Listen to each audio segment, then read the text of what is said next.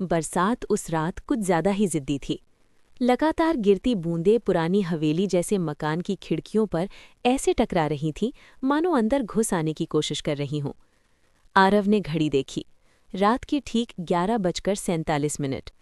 उसे यहाँ आए अभी 3 दिन ही हुए थे, लेकिन हर रात उसे लगने लगा था कि ये घर उसे देख रहा है, सुन रहा है और शायद याद भी रखता है। ये मकान उसके मामा विक्रम राठौर का था, एक मशहूर लेखक जो 6 महीने पहले रहस्यमय हालात में गायब हो गए थे।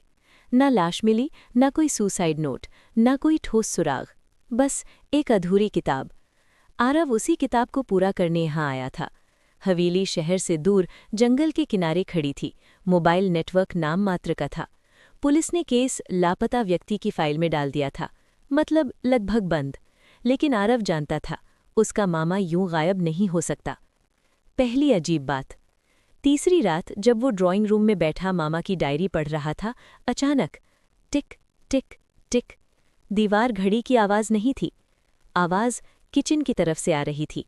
आरव ने डायरी बंद की, धीरे धीरे उठा। लकड़ी का फर्श उसके हर कदम पर चरमराया।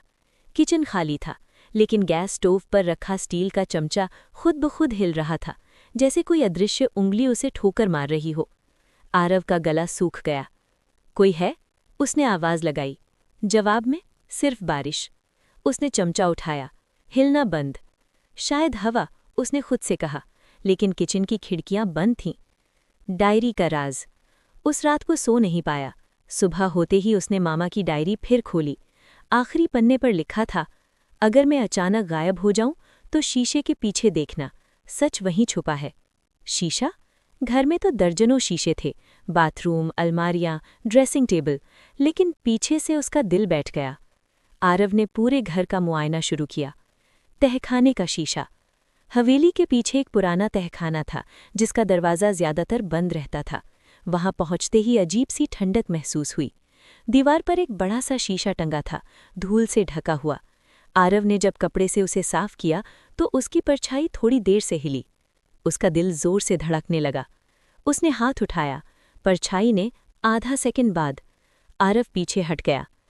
ये क्या बकवास है, उसने फुसफुसाया।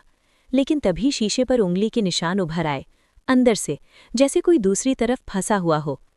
नाम। उंगली के निशान धीरे धीरे शब्द बनाने लगे। VIKRAM। आरव चीख पड़ा, मामा! शीशा अचानक काला पड़ गया और फिर सब सामान्य। कोई नाम नहीं, कोई निशान नहीं। आरव वहीं बैठ गया, सिर पकड़कर। या तो वो पागल हो रहा था, या फिर उसका मामा जिंदा था, कहीं और। पुराना अखबार। उसी दिन दोपहर को वो पास के गांव गया। चाय की दुकान पर बैठे बूढ़े आदमी ने हवेली का नाम सुनते ही चुप्पी साध ली। वो घर अच्छा नहीं है बेटा, बूढ़े ने कहा। हर 10-15 साल में कोई ना कोई गायब होता है। कैसे? आरव ने पूछा। बूढ़े ने एक पुराना अखबार निकाल कर दिया। हेडलाइन थी, लेखक अरुण राठौर का रहस्यमय गायब होना, 1993। तस्वीर देखकर आरव का खून जम गया। वो आदमी उसके मामा जैसा दिखता था, नाम अलग था, चेहरा लगभग वही। सपना या चेतावनी? उस रात आरव ने सपना देखा। वो शीशे के सामने खड़ा है और शीशे के अंदर उसका मामा, चेहरा पीला, आंखें डरी हुईं।